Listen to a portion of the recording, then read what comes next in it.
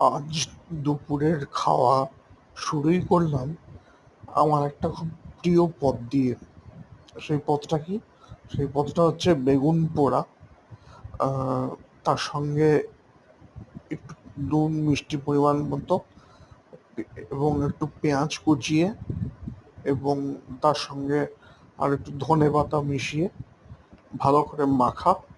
এরপরে এই যে মন্ডটা তৈরি হলো সেটাকে ভাত দিয়ে মেখে খাওয়া। এটা আমার কেমন জানি না খুব ভাল লাগে। বেশিরভাগ এটা খাওয়া হয় শীতকালে, যেহেতু শীতকালে এই পোড়া বেগুনগুলো, সাদা বেগুনগুলোর কথা বলছি আর কি, যেগুলো স্পেশালি পোড়া খাওয়ার জন্যই বিখ্যাত, সেগুলো বেশি পাওয়া যায় বলে। তবে আমি এটা যেহেতু আমার খুব প্রিয়, বছরের অন্য সময়ও খাই।